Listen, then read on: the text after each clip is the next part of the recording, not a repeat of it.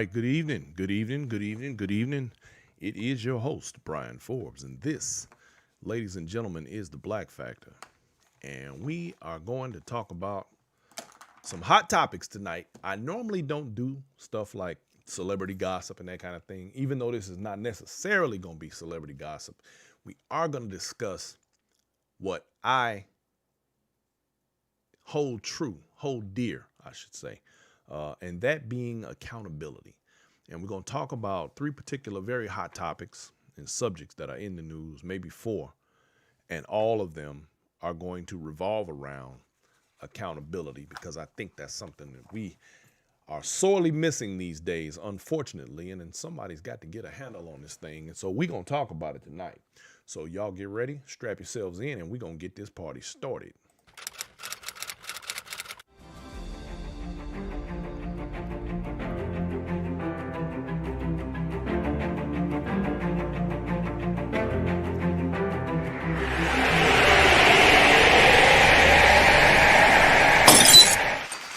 All right, let's do this thing. Let's do it.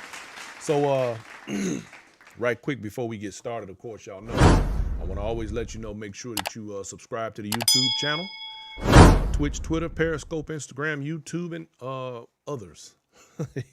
And don't forget that we are simulcast broadcasting today, as we do every Wednesday at 7 on the Oh So Smooth Radio Network. So this is a podcast simulcast live right here, right now, while we chop it up. So let me welcome my Oh So Smooth Radio family in the building. We appreciate you. Don't forget you can download that app as well so you can listen to that show on the fly. Now, this is the Black Factor, y'all. So we deal with all things black. And of course, we have what we like to refer to as perspective, which we like to offer lots of. Perspective is everything. And of course, here at the Black Factor, we got the news that you can use. Now, right quick, before we get real good, I want to throw out these birthdays because it is Black History Month. And of course, you know, I want to throw out these birthdays for the Black History Month. I see you, Felicia Walker. I see Val Wells, Laverne Lord. Thank you for checking in all the way from New York City. We got Arkansas, New York, Houston. Oh, y'all in the building tonight. That's what's happening. Okay, so right quick on the birthday tip, y'all, we got a man by the name of Walter Foots Thomas, and he was a saxophonist born in 1907, and he was in Cab Calloway's orchestra. 1927, Leontine Price. She was an American opera soprano, famous for being a part of the play Porgy and Bess. 1939, Roberta Flack, my girl. Boy, look, I used to listen to that Roberta Flack. I used to love, well, let me say, what I mean used to. I love me some Roberta Flack. Don't play no games. 1971, Bill White, the first black baseball announcer for the New York Yankees. Well, actually the first black baseball announcer anywhere, but he was with the New York Yankees. Ron Brown elected the first black chairman of a U.S. major party, and that being the Democrats. Y'all remember Ron Brown? He unfortunately died in a plane crash, which was always suspicious among some of us, but you know how that goes. And also today in 1992, Mike Tyson was convicted of the rape of Desiree Washington. Whatever happened to her? Anybody know what happened to that woman? Haven't seen or heard anything from her in quite a while. So just so y'all know, we did have a cold front here in Texas today. It got a little chilly. It was 50 degrees for all you Chicagoans and you East Coasters who thought we was going to get a cold snap. If you call that cold, well, I don't know what to tell you. It's cold for these folks down here, but I'm all right with it. And in other news, so y'all's boy Trumplinkin got dragged today really bad over there. The impeachment managers did one hell of a job of putting on their case, man. I'm gonna just put it out there. They got it in today. They said what had to be said. They made sure that all points were made, all T's were crossed, and all I's were dotted. They got the information out there. They put on a hell of a compelling case. All I gotta say is, I don't know what's gonna happen, but if this defense does not put on one hell of a case, I'm going to have a very hard time understanding what would be stopping them from actually convicting a criminal. And that what he's done is actually criminal. And so far, there's been no criminal charges. But the way they're talking, it may be some when this is all said and done. Let me bring this up right quick. A very close friend of mine. In fact, I've had him on this show before.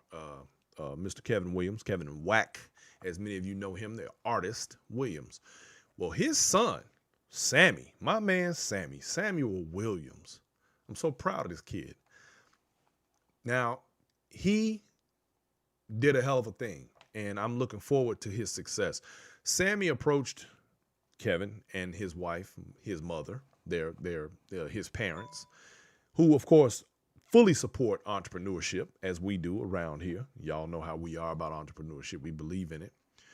He and some friends of his came up with an idea for an app, and they put together this program, and this thing is called Move. It's the Move app. And what it does is that when you log into your app, it allows you to see what's going on wherever you are, no matter what city you fly into or what's happening. All of the events and things that are taking place are listed in Move. Let's see. It says here, it allows you to find out what the move is for the night. Within the app, you can state your interest, and the app would find out what was going on that night. Lets you know how many of your friends were there and even take you live at the event so that you could decide if you wanted to join them. Imagine landing in New York City, wanting to hear some jazz and being able to see what Facebook friends are there and any live videos available before even deciding to go. That was just the beginning, as they've added so many additional features since then, including going live with 3 of your friends at once. They went live yesterday, currently working out the fine details, and it is up and running, and you can get it on your Play Store. So, ladies and gentlemen, and so far from what I'm seeing, this thing is blowing up. And the guy who helped them develop it apparently has some of the top 10 apps on available in app world. And so needless to say, this thing is about to blow up, and I'm very proud of you, Sammy, man. Keep up the good work. Hammer away at it. He's got 3 other partners, by the way. I unfortunately do not have their names, but gentlemen, let me say props to you. Get it done, fellas. So like tonight's show, y'all, is about accountability. Now, I got some subject matter that we're going to cover, but the part about accountability is going to fall into each and every one of them. And they are, of course, main topics. And I generally don't talk about celebrity gossip and that type of thing because it annoys the hell out of me. I'm going to just be honest. But the 3 topics, the 3 things that are going to cover this tonight are about the transsexual track guy, star woman, who has been running against women. We're going to talk about the lady with the Gorilla Glue, and we're going to talk about T.I. and Tiny. Now, not in the context that you're expecting, but we're going to talk about it because I'm going to show you some things because, like I said, here at the Black Factor, we are all about perspective. So we're going to give you some of that. But right quick, let me talk about Mark Cuban. Mark Cuban, the Dallas Mavericks, the owner of the Dallas Mavericks. And some of y'all probably seen him on that show, Shark Tank. Well, Mark decided, or hasn't, so far from what I understand and what I've read, has not been playing the national anthem at the beginning of their games here recently, which big ups to Mark Cuban. And based on his statements, and I'm paraphrasing, that since people are not getting the justice that they deserve and all the other things that come with so-called patriotism and all the things that go with the anthem, he's decided not to play it. And since making that statement, although they haven't played it anyway, but in the last couple of days, I guess, in making that statement, the NBA got wind of that thing, and then they've made it a mandate that every team must play the national anthem. Now, I'm not going to get too far off into the details, but I do happen to know for a fact that the reason why the national anthem even became a thing at sporting events was because the military and the major sporting organizations got together and they were needing to recruit. And so they started playing the national anthem as a way to boost recruitment. They had, bringing out the flags and all that sort of thing. All of that is advertising. It really has nothing to do with anything else. And it just goes to show you how things start and develop, and we don't really understand or know why. And then we play behind it, and all of a sudden it becomes something that it never was intended to be. It's kind of like the diamond ring for women when you decide to get married. That was a ad campaign created by De Beers. But of course now it's like, oh, if you don't buy me a diamond ring, you don't love me. Yeah, nope. See, that's not how that works. So now, right off top, I'm going to read this because I'm going to make my comments afterward. A transgender woman who competed as a man as recently as last year won an NCAA Women's Track National Championship on Saturday. Franklin Pierce University senior CeCe Telfer beat the 8-woman field in the Division II women's 400-meter hurdles by more than a second, with a personal collegiate best time of 57.53. It was, now this is CeCe Telfer making this statement. It was tough condition. Oh, I'm sorry. This was the coach. It was tough conditions out there with the wind and the heat over the last 3 days, but as she has over the last 6 months, CeCe proved herself to be tough enough to handle it. Head coach Zach Emerson said of her performance, "Today was a microcosm of her entire season. She was not going to let anything slow her down. I've never met anybody as strong as her mentally in my entire life. The NCAA allows male athletes to compete as women if they suppress their testosterone levels for a full calendar year. Before that, they compete on mixed teams with men and women in the men's division, but not the women's. According to the NCAA's transgender handbook," which I didn't even know they had, so there's something else. According to medical experts on this issue, the assumption that a transgender woman competing on a woman's team would have a competitive advantage outside the range of performance and competitive advantage or disadvantage that already exists among female athletes is not supported by evidence. So, now that I've said all of that, let me give you my thoughts. I don't like it. It's unfair. And at the risk of getting myself into mad trouble with public, I just have to say that I can't care right now. And I say that for a few different reasons. Number one, of course, I have children. I have sons and daughters. And the idea of my daughters having to compete in a world where men already run things is already a challenge. This is something that women already have to deal with. Now, I don't really care what a person identifies with. That's your business. That's their personal business. But when it spills over into an area where we have to begin worrying about the levels of competition and what that means, specifically in this case for women, I think that it is a stretch. I think that there's something wrong here. I think we have crossed particular lines. You know, there used to be lines somewhere in the sand. And I get the reasons for some of the lines being blurred or some of the lines being removed. However, this is we're headed down a slippery slope, y'all. Now, right off the top, the number one beneficiary of civil rights has been women, white women in particular. Now, I said the other day on the show, on Monday, that forget civil rights, we're out of black rights, because civil rights really have nothing to do with black people anymore. It has to do with everybody else except us. The bottom line is this.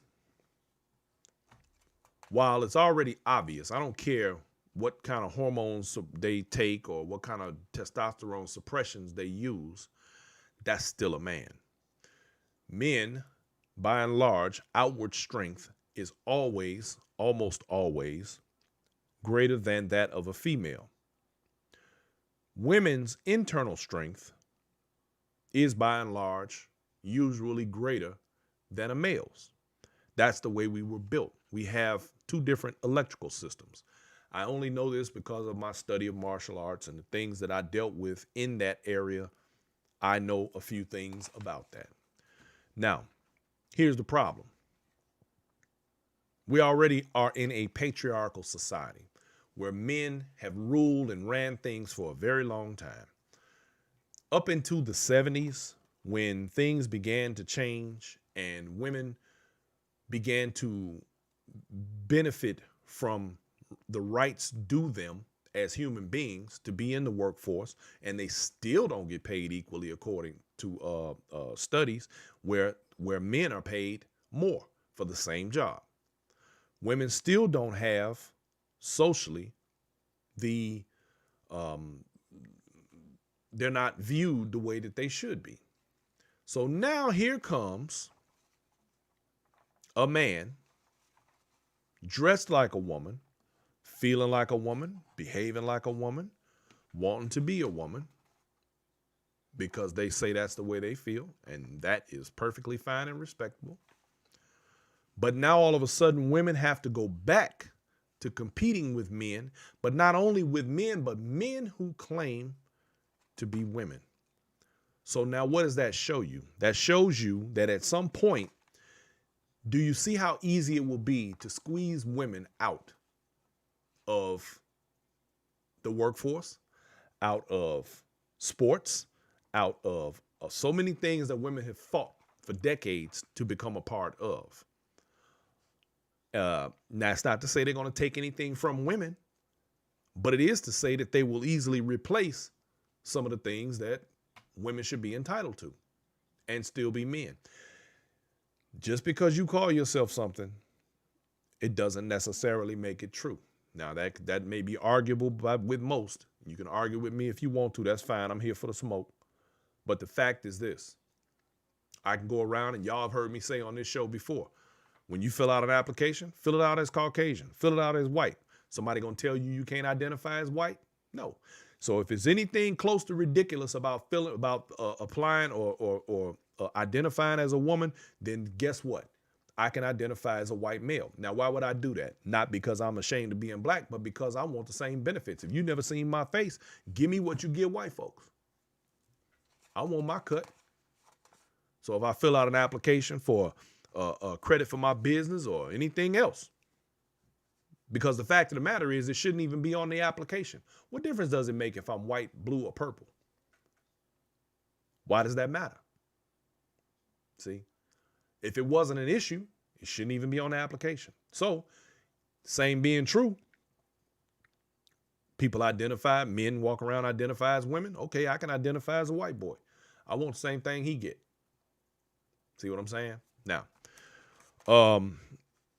with that, I don't have a problem with people identifying, but I think that we have to be very careful about where we're headed with this. And of course, by now, it is too late. We are that rabbit that already ran away, and I doubt you're gonna catch him. So we just gonna have to wait and see how things shake out in that way. But here's the other thing. That same removal of women's positioning, this has been supported by women. So in essence, you can almost say that women are supporting their own demise, their own, having things removed or taken away because this guy shows up in his tracksuit, in his track outfit, and he's going to compete against all these girls.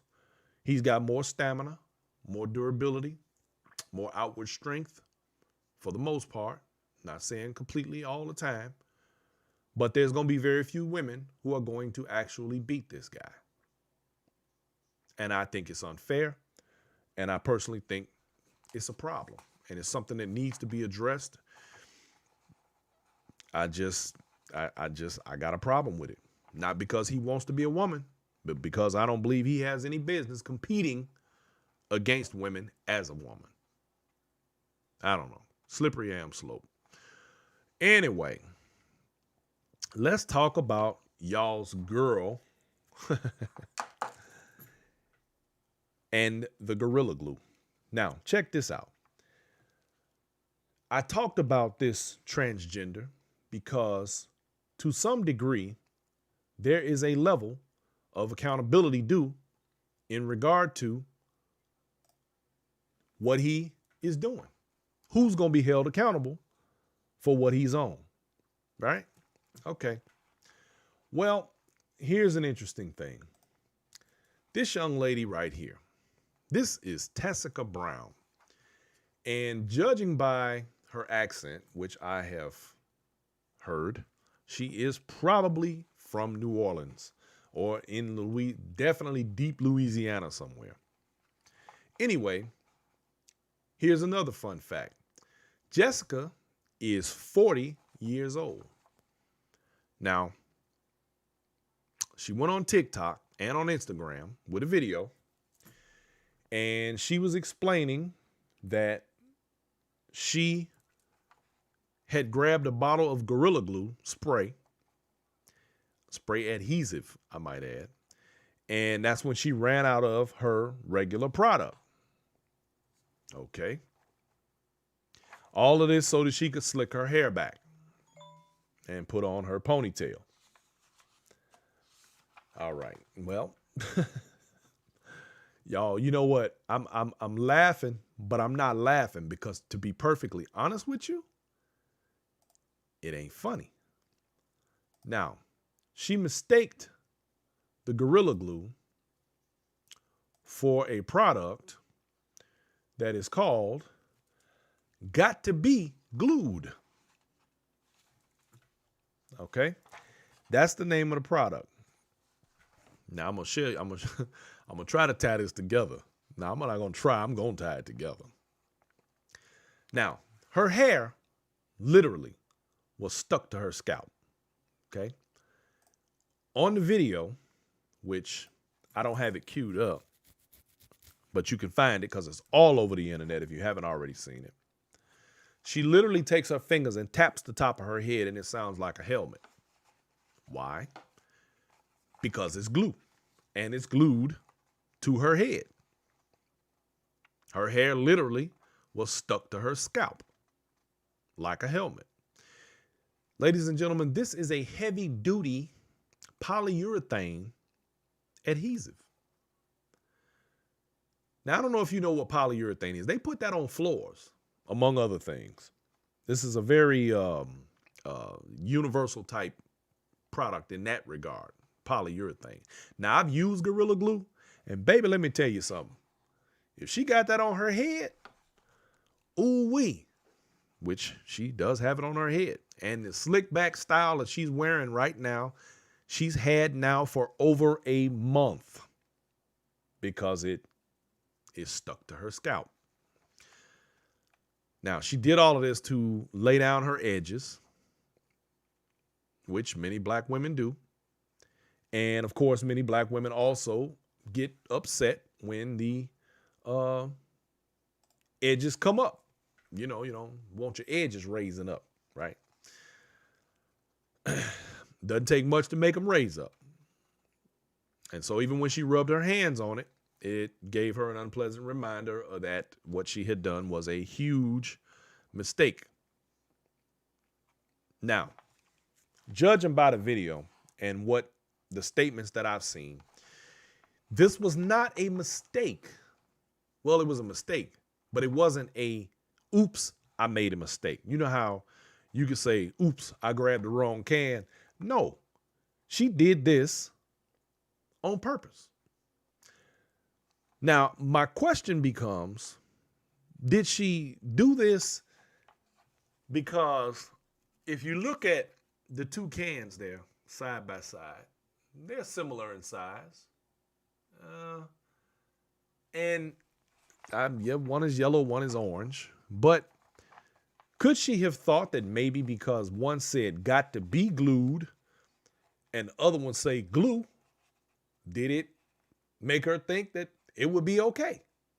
I'm asking questions, y'all. Don't think I'm because I'm trying to get in the mind of someone who would do this.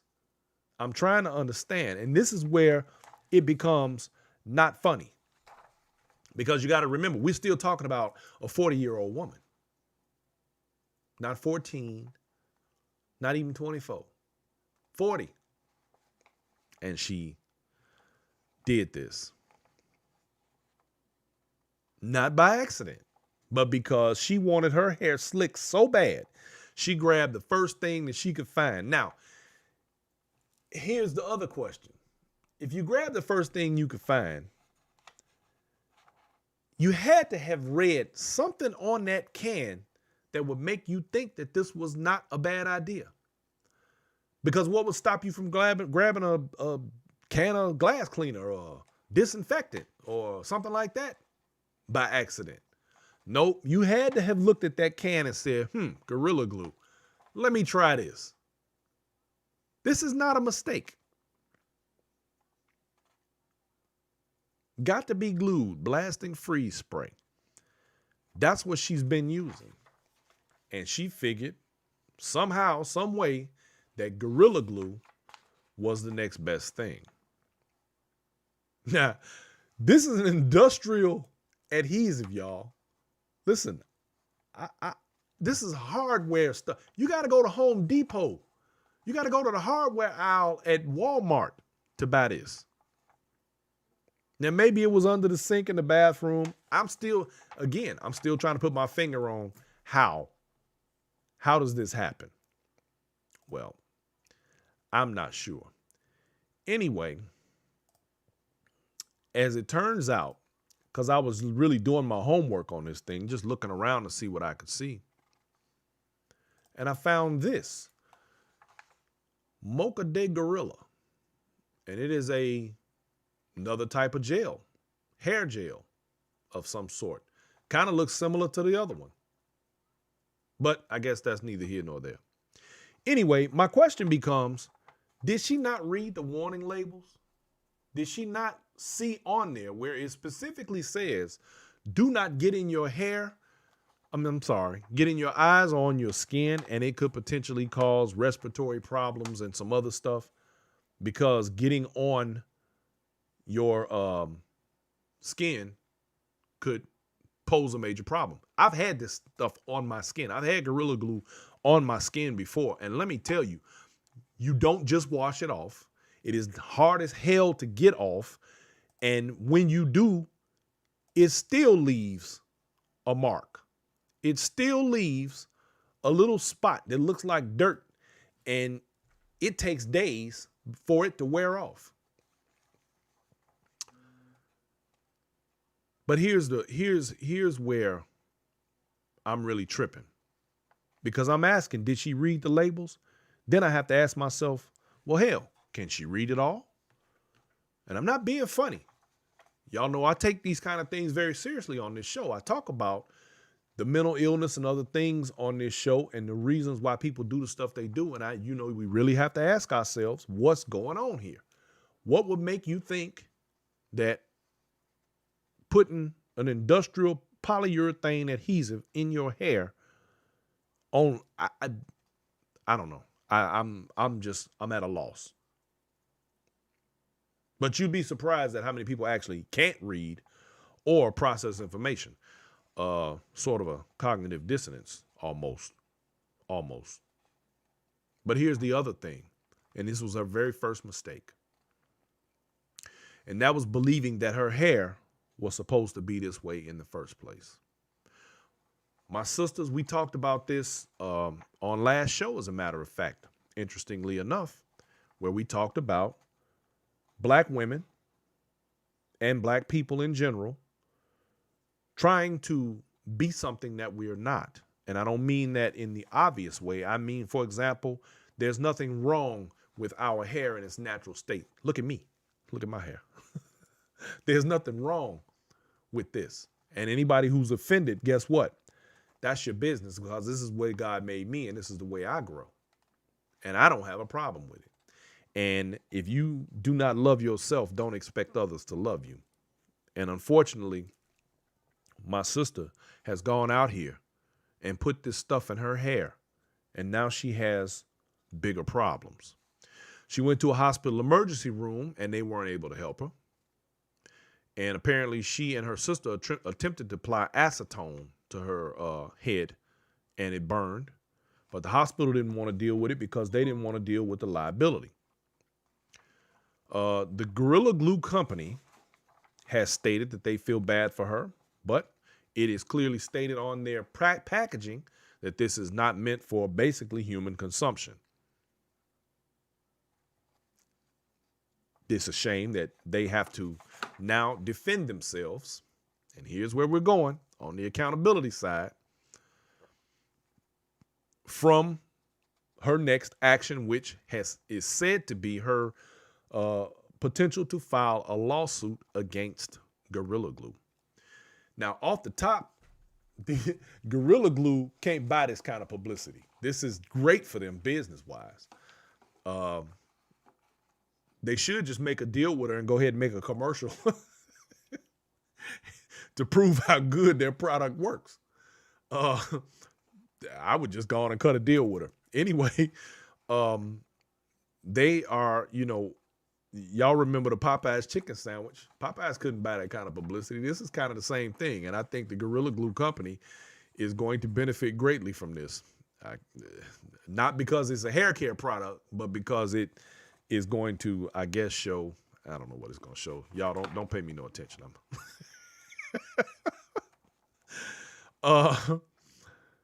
This is some serious stuff, man. This Gorilla Glue is off the chain. It get the job done.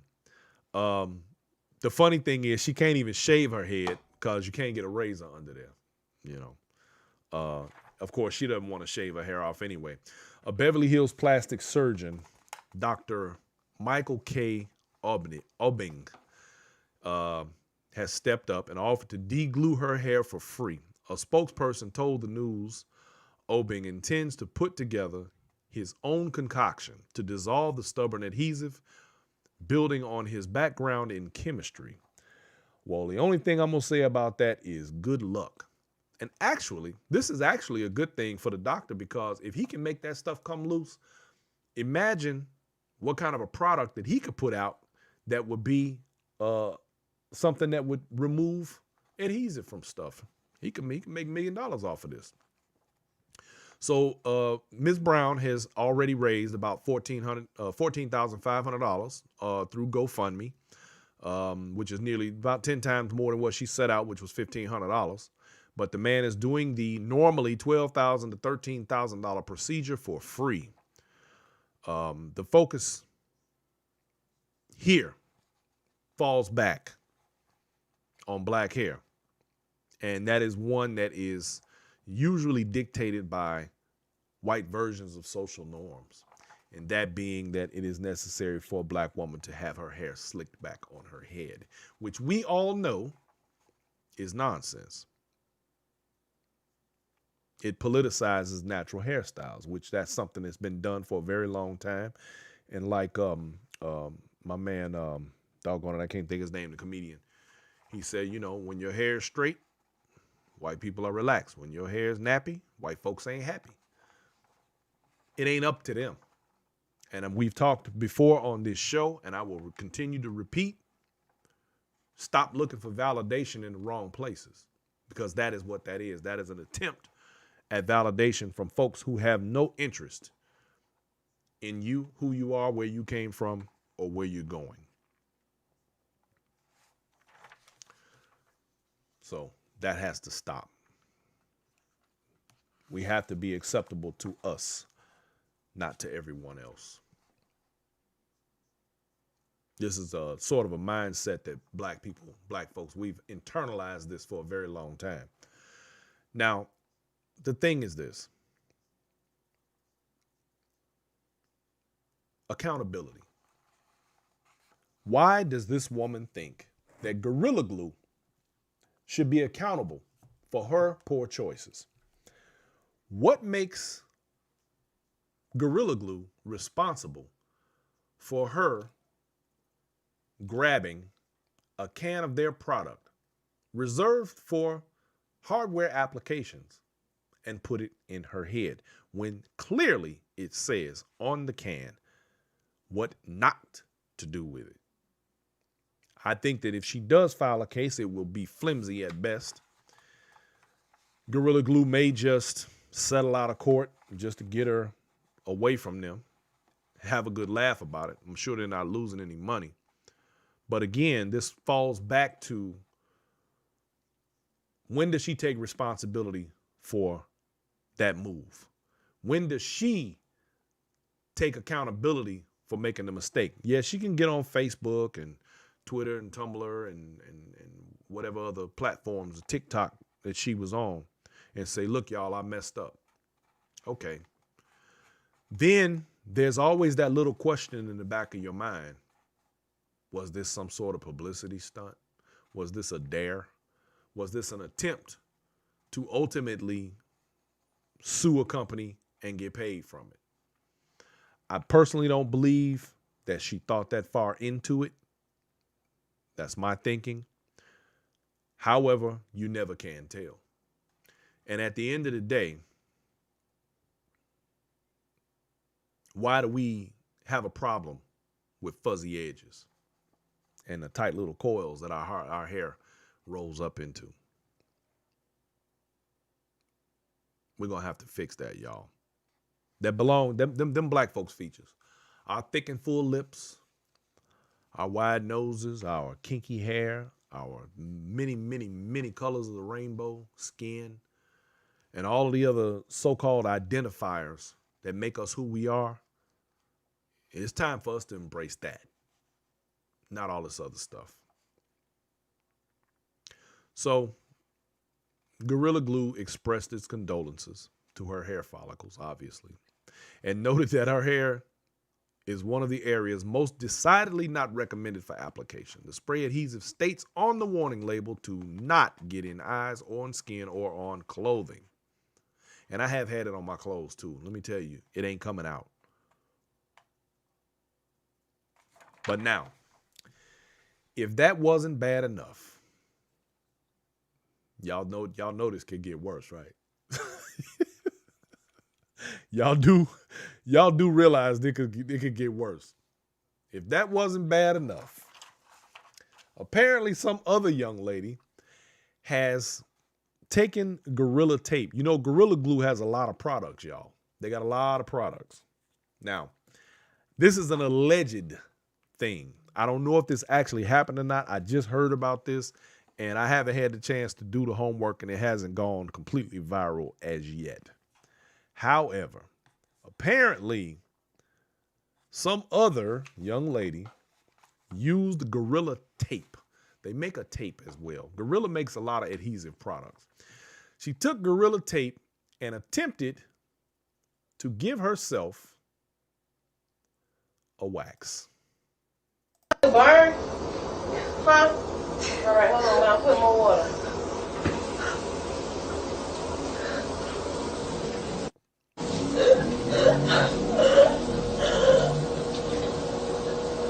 That shit, you can tell it's irritating. I don't mean to laugh. That shit burns. So I can imagine how that shit feel down there. All righty then. So, the plot thickens. So I don't know if that's actually a thing or not, but that I found a couple of videos across the internet, that particular clip, and here we go again. And I guarantee you, she is in pain, baby. I bet that thing raw. Yeah, that's just not smart. And it only leads me to one other conclusion. This generation, and I don't want to say this generation. I really don't want to say that because we raised them. And I'm just at a loss. I don't know. I just don't know what to think anymore. I don't know what to say. Women, they say beauty is pain. Lord knows y'all go through a lot, but doggone it, why make it worse on yourself? It's just like the Gorilla Glue girl, Miss Brown, CeCe Brown. No, I'm sorry, CeCe is the other one. Anyway, she if you notice, when you see pictures of her, I want you to pay attention to all of the eyelashes and eyeliner she's got on and the blue eye contacts and all that stuff. You know, I think I'm going to have an entire show and I'm going to have men on. I'm going to have an all-male panel. That's what I'm going to do. This is a great idea. I'm going to have an all-male panel come on to the show, and we're going to discuss what men really want in women cosmetically. We're not going to talk about the emotional stuff. We ain't going to get into that right away. We will. But I want to talk about what it is that men are attracted to. Really, seriously. We're going to have a serious discussion about that. But the thing is this. What message are these black women sending to the world when they are so hard up for beauty products that they go to heavy duty industrial products to make themselves beautiful? You know, that's a hell of a thing. Now, I'm going to just show you this last little bit about this particular story before we move on to the next. This lady right here, she, ladies and gentlemen, said that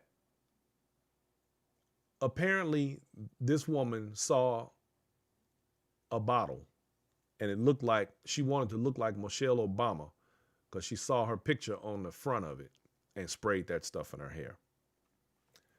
Now, this is the sort of nonsense that comes up from crap like this.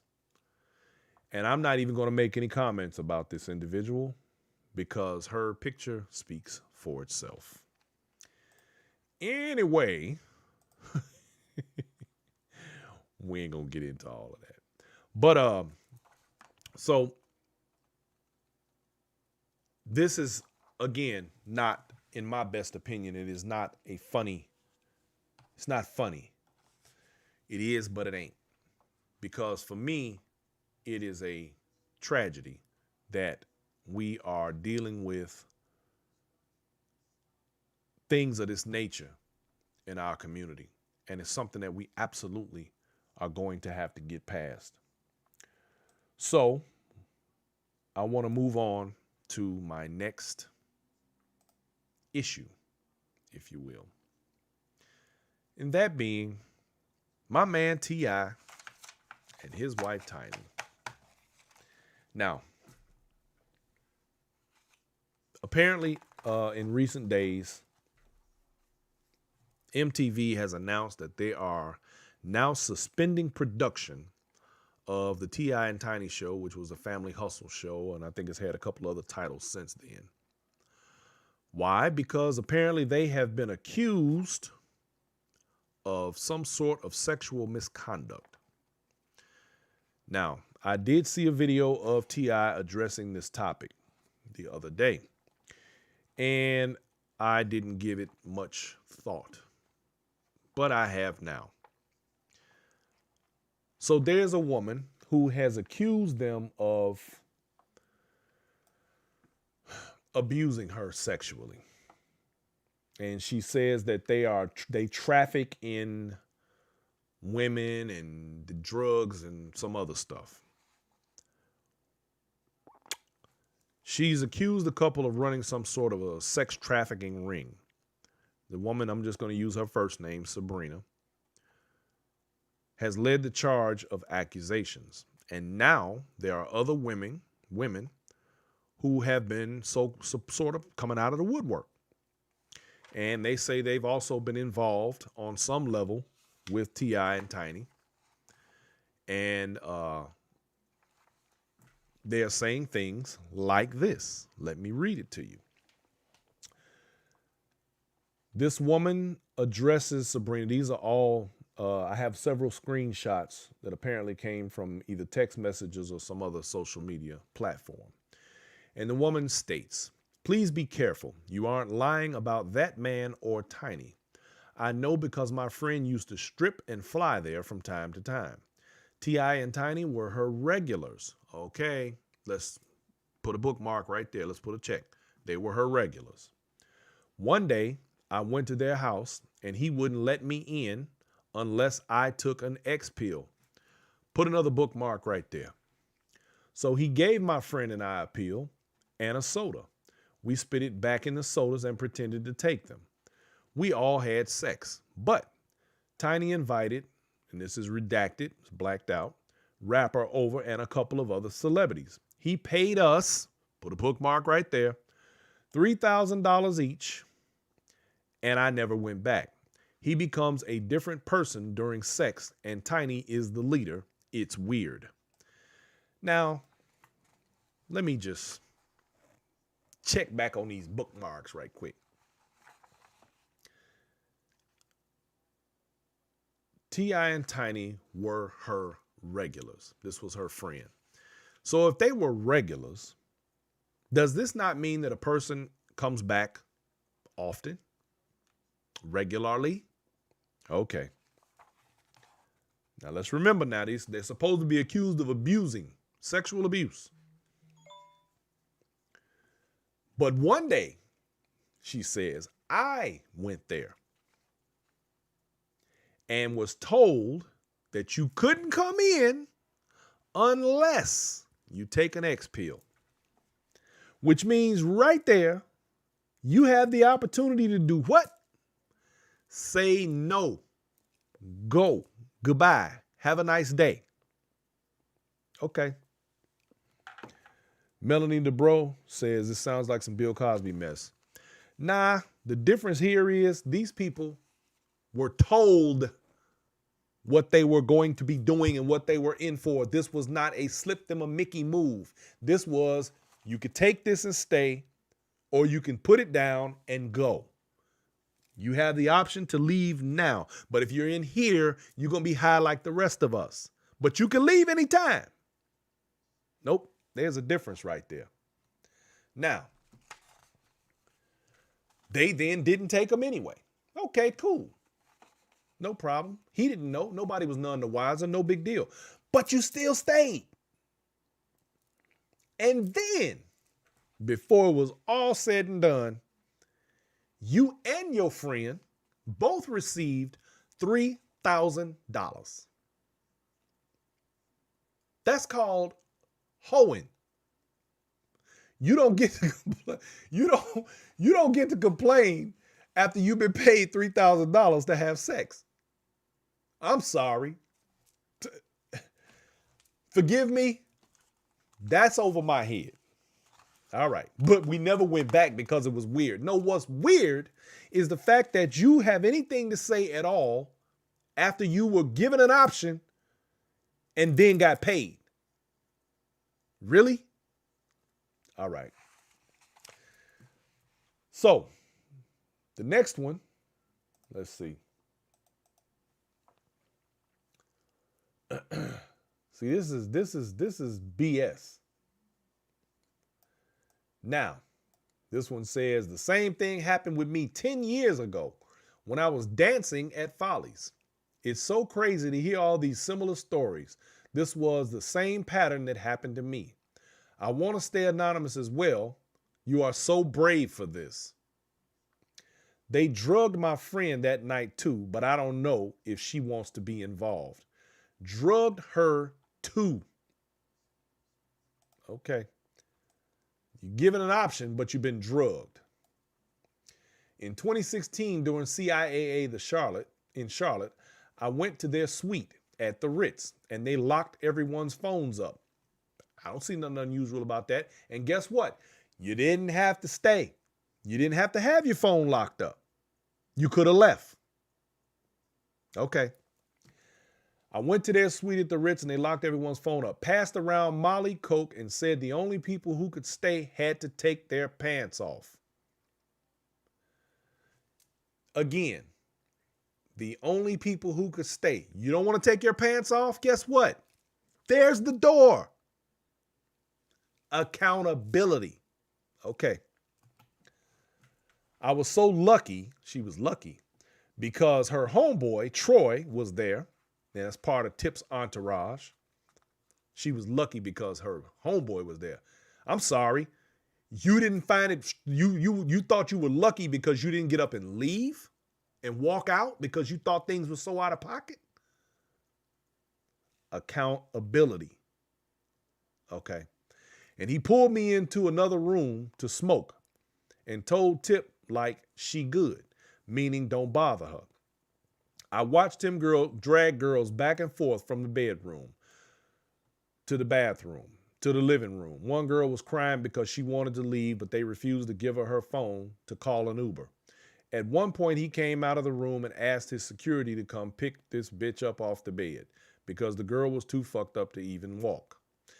Now, when it gets to a point where somebody says they want to leave or whatever the case is, now I got a problem with that. They carried her from the bedroom to the bathtub and left her there. I snuck into the bathroom to make sure the girl was okay, and she was almost unconscious. I'm a nurse, so I checked her pulse. You a nurse? Ah, is that right? Okay. Now, see, the pattern here, and this is where I have a problem. Here's another one. I am overwhelmed by what I'm reading. It's sick. T.I. also does this without Tamika. I've done both. She's done T.I. and she's done Tamika. But yet he is a totally different person, not under her spell. Under her spell. Now she's a witch. Strange is an underestimate. The amount of drugs is absurd. They prey on the young, literally feed you drugs instead of food. But Tiny enjoys him mistreating women, gives her some kind of power for being so insecure. I never felt so close to the devil. It was so bad I literally snuck out while they were asleep. All right, I'm not even going to read any more of these. My point is this. The pattern that I see here is that all of these people had the opportunity to leave whenever they chose. I can say this. If you're in my company and you kicking it and I know you that damn high, I'm probably not going to be letting you leave either. I'm just going to be 100. They put her in the bathroom, in the bathtub, probably to put some cold water on her so she'd wake up. But if you that damn high, because now we're assuming that she got high based on the fact of what they gave her. How do we know that she didn't indulge on her own? How do we know that she wasn't smoking weed, doing powder, whatever, the whole time she was there? We don't know this. See, they're trying to make the assumption automatically that because there were drugs there, that they were force fed to them. Kind of like, I guess, how they were forced into being there. And they were forced to have sex. But now let's always remember, they all got paid. Now here's the problem. What goes on behind people's closed doors ain't nobody's damn business. If this how T.I. and Tiny get down, that's they damn business. If you there and you got paid to be there, this is some backward snitch type.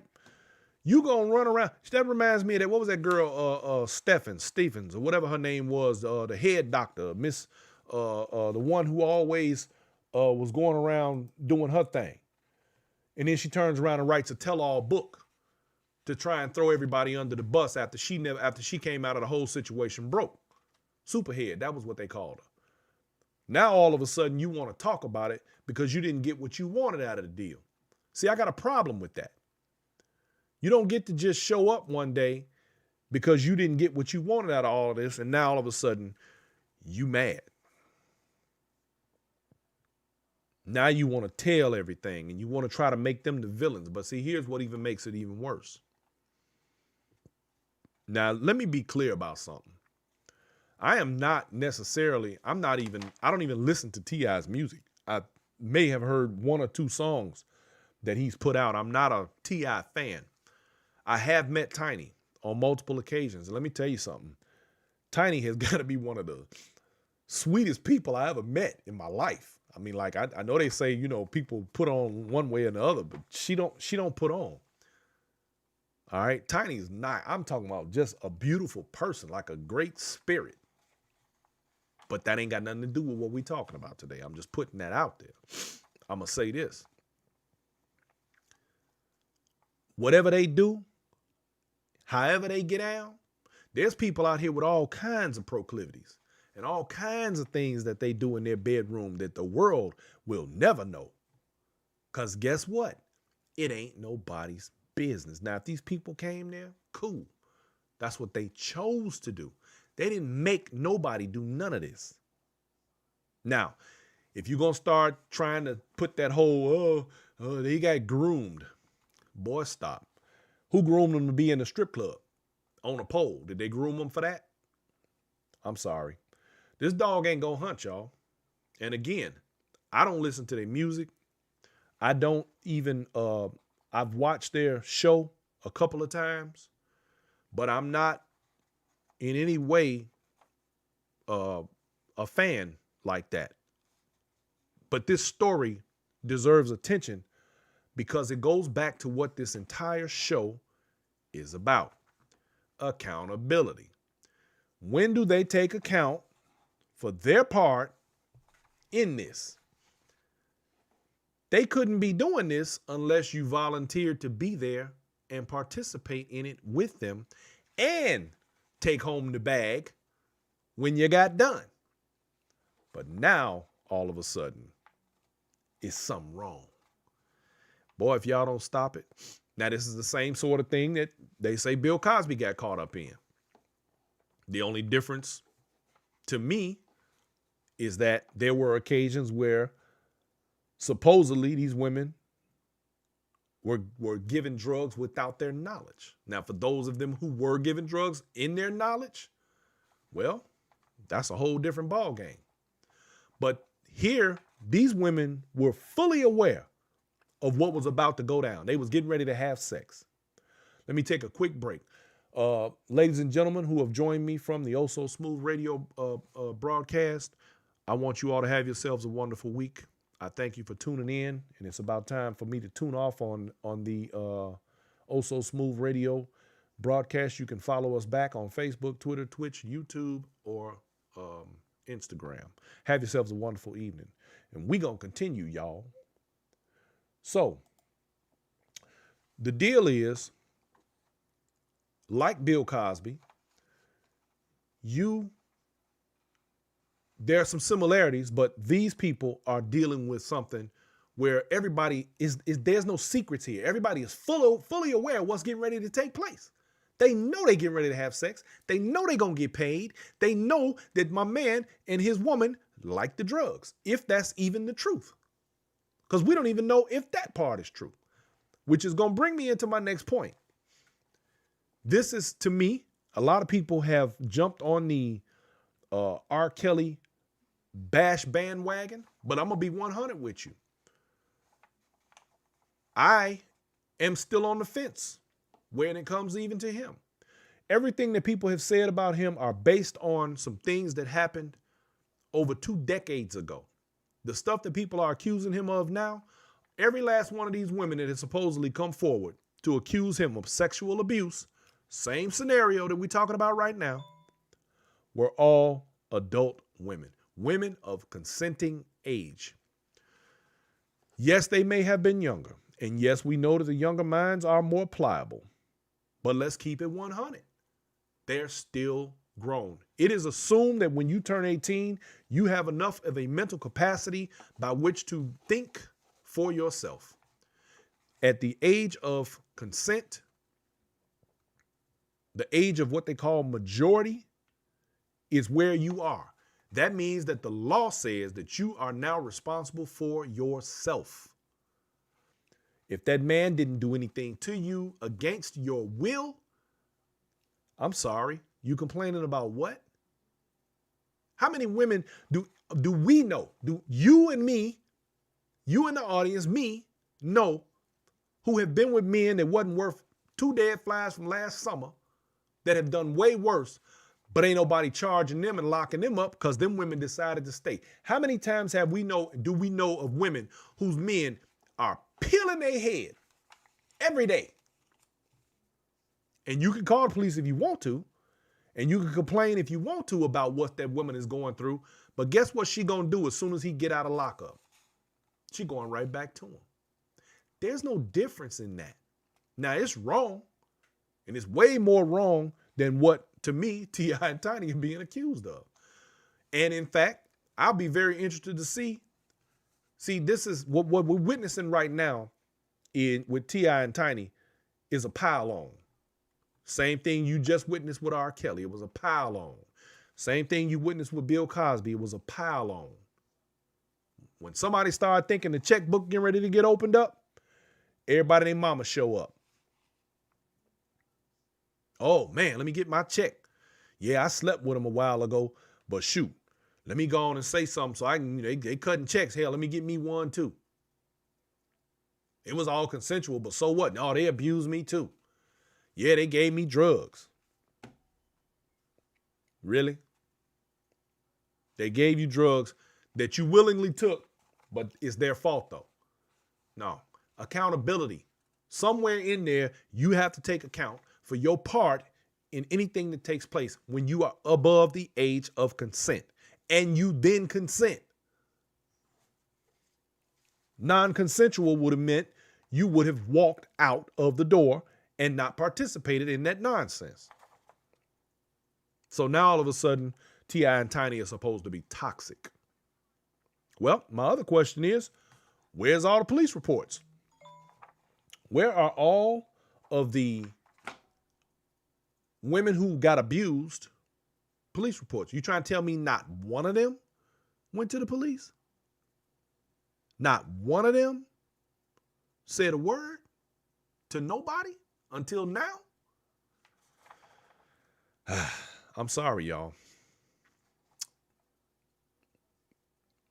I say these things because I have seen with my own eyes people's lives ruined because somebody felt like ruining it.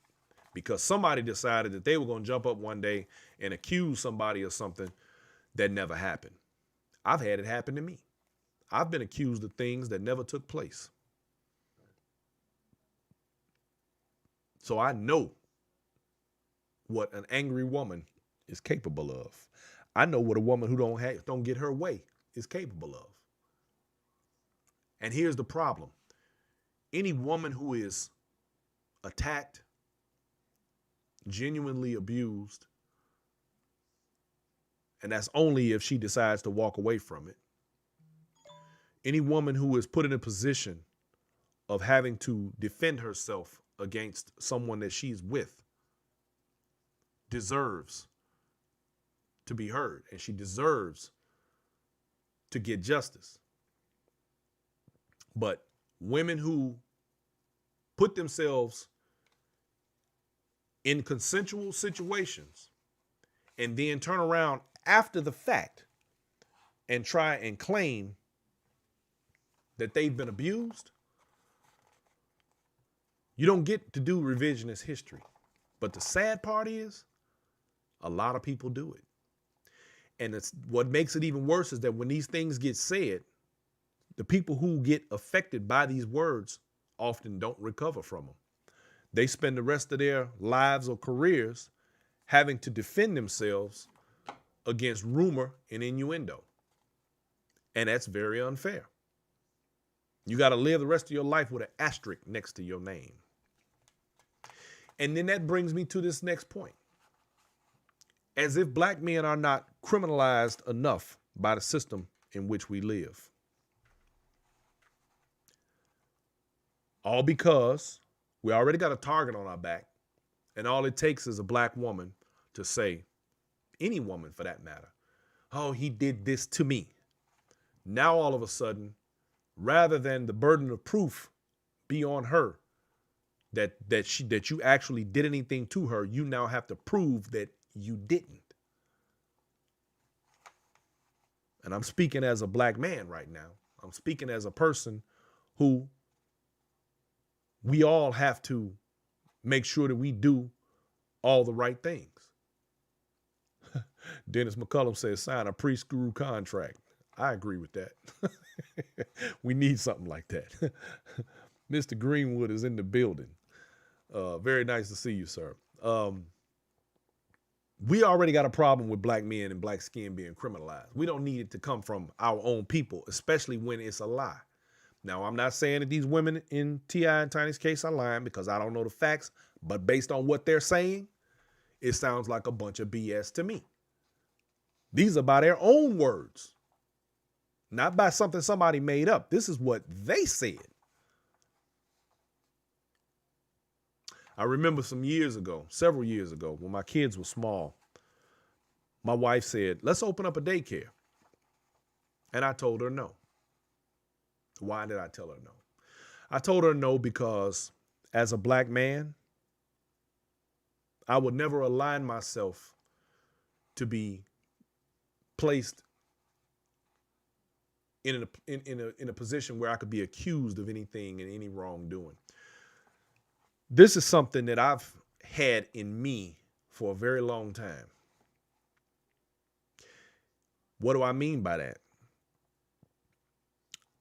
I remember when my oldest daughter was in kindergarten, there was a little boy. He was one of those problem children, if you will.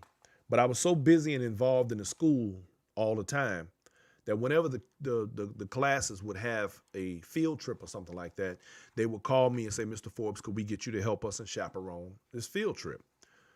And this particular young man was one of those that all the little trouble boys, they used to stick them with me because they knew, and the kids, they respected me. And we used to always, have a pretty good time, and I'd always keep them pretty much in line. And it was a good thing. Well, this one little boy, one afternoon after school had let out, I was standing in the lunchroom talking to the counselor, the school counselor, and a couple of other teachers. I think one of the assistant principals. And an older man walked up to me. I think at that time I was in my 30s. And an older man walked up to me, and he starts going on about how he was retired military and some other things. And I'm like, okay. Now, he had the little boy with him, which I, recognized, of course. And he says, don't be giving my grandson no money. I said, excuse me? You don't be giving him money. You don't just give. Sir, what are you talking about? And he literally was going off on me. He was letting me have it. And I'm standing there quiet, and I'm thinking to myself, I ain't gonna be too many more. You're gonna have to pull yourself together because I don't know what you're talking about. So the counselor at that time, she grabbed a young boy and she pulled him out and took him into the hallway. And the man was standing there, and I finally got him to calm down enough. And I said, what is the problem? And he says, he told me you gave him $1 for some ice cream. I said, sir, I don't even give my own kids $1 for some ice cream. Why would I give your grandson $1 for some ice cream? Well, that's what he told me, and I don't give and I said, sir, I don't know what you're talking about. So it turns out the counselor returned to the lunchroom, and she says, he told me what happened. Well, the night before, the little boy had gotten home, and he had his backpack, and his grandfather or grandmother went through the backpack, and she found some money in there. So she asked the little boy where he got the money from. He told them that he got it from me. So he trusted in me that he thought maybe that I would get his back because he was familiar with me, because I had been around him in a mentor capacity and, around as a chaperone at some of the field trips. So the man automatically assumed, based on the little boy's words, that I had given him money. So I told him that I had not done that. And the counselor came back and she explained what happened. Apparently, the little boy stole the money from another student. And rather than tell his grandmother and grandfather that he stole the money, he told them that he got it from me because he thought that that would be lesser of two evils. Well, needless to say, it kind of pissed me off very badly because this was the sort of thing that I always had a problem with, being around children, because children will say any damn thing. And that's why I don't keep people's kids. I love kids, but I'm just always funny about these kind of things. And the next day, when the school I had spoken to the principal and I told them that I would probably not be hanging around as much anymore because of this incident. And I didn't want anything like this to happen again. Of course, they were upset about it, but the grandmother came and the next morning and she apologized to me profusely and explained the whole situation. And she was sorry that her husband had approached me that way. I could have knocked him out without even thinking about it. But, because of the way he was talking to me, but, I tried to, maintain my composure, but she apologized and she just went on and on and on about it. And, things got smoothed over. But that, as minor as that situation was, it could have been worse. I mean, what would happen if a child made any other kind of an accusation against someone that wasn't true? And I've seen it happen. Then you have to try and repurpose your own life to get past these sorts of accusations. So these are the type of things that cause black men problems in this country. We're already criminalized. I had an opportunity to be a school teacher, and I declined. I have a cousin who was a school teacher. The two groups within the school that he taught who gave him the most trouble: black female students and black female teachers. He didn't last any time. Well, he's a millionaire now. I'm sure he's glad he quit being a teacher. So these are things that are ingrained, unfortunately, in our society. And there has to be accountability. Accountability is a thing that we are sorely missing on so many levels. We are watching a proceeding take place in our nation's capital right now where accountability is yet to be seen. We all know exactly what has taken place. We watched it play out on our televisions and right in front of our eyes. And there are people who are trying to pretend that none of this happened, even though it happened to them.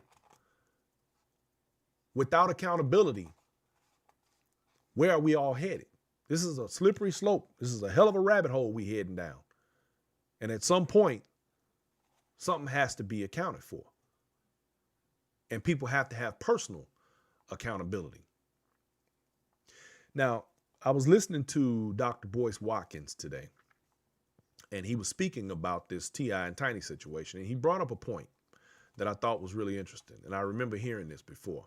And he said that Cardi B admitted openly, which I do remember her saying this, that she would drug men and get them raped by transvestites.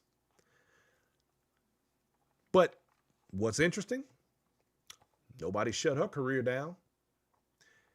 Nobody has even so much as said anything about it. But black man gets accused, and all of a sudden, he's the devil. True or not, doesn't matter. This is what has to stop. Her career is completely intact, and everybody thought it was a big joke.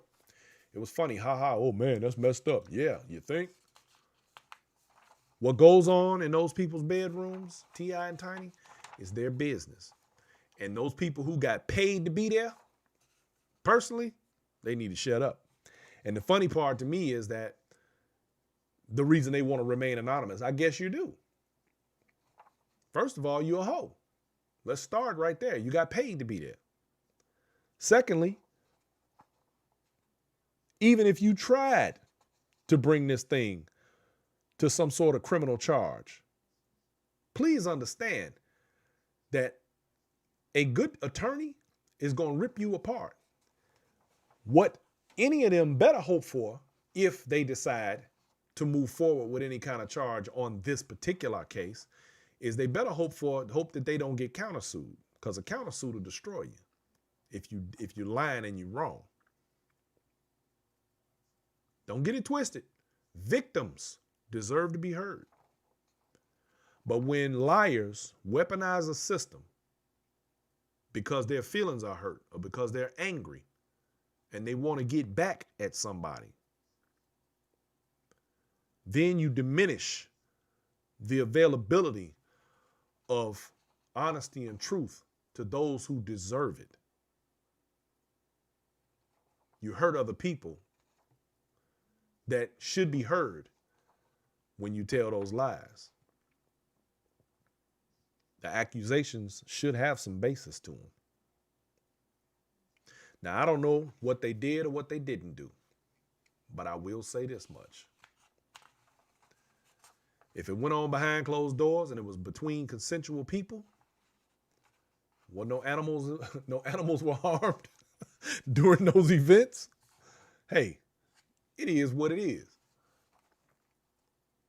Facts, y'all. It has also been alleged that this particular young lady is a predator, that they have it on record that she has been after them for quite a long time. So none of this is really new. It's just now it seems to be getting some traction. Is this another weaponization of the Me Too movement? You don't get to do what you do and then walk away because you didn't get what you want and be mad and try and destroy people. Question is this extortion? Is she extorting them? Did she tell them, give me this much money or I'm going to put all your business in the street? Y'all know, like I know, women can be some of the most venomous individuals on the planet when their feelings is hurt, especially the immature ones. And it's usually the ones with the least amount of information and knowledge that's always the loudest. Anyway, accountability, y'all. Those women have to be accountable for their part. That woman has to be accountable for using industrial strength polyurethane adhesive in her hair. And that young person who is running track, that was born a man against women, has to have some form of accountability for not being able or wanting to compete against those who were born just like him, her, whatever.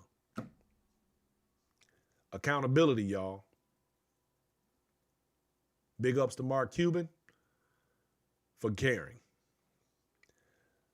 Ladies and gentlemen, it's been my time. And I said most of what I needed to say. I'll probably get some smoke for some things that I may have said. I don't give a damn. Don't nobody pay me but me. So there it is. Anyway, don't forget to hit the like button. Hit the smash, go to YouTube and subscribe. Don't forget to check me out on Twitter, Twitch, Facebook, YouTube, Instagram, and TikTok. I'm on TikTok now, y'all. Don't forget to check out my man's new app, the Move Spot. Y'all, hey, download Move Spot. Move Spot, that's what's happening. My man Sammy Williams and his crew, them boys got a good thing going. They getting ready to blow up. Don't forget to get your copy of The Black Factor. bmforbes.com in the shop section. And I want everybody to have yourselves a wonderful Wednesday. Thank you so very much for hanging out with me. And we're going to see y'all again on Friday. And we're going to talk about some more stuff. We're going to find some more stuff to talk about. I'm going to assemble that panel. I'm going to get that panel together of men. And we're going to talk about y'all women. That's what we're going to talk about.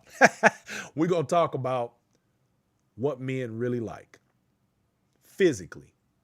We'll get into the emotional stuff later. We're going to start physically because guess what? When a man meets a woman, the very first thing that he does is says to himself, damn, she fine. Physical. We're going to go physical first, then we'll get into the other stuff. Ladies and gentlemen, have yourselves a fantastic evening. I'm going to eat some dinner. I love you all, my Black Factor family. I'll see you again on Friday. Love, peace, and chicken grease, and we out.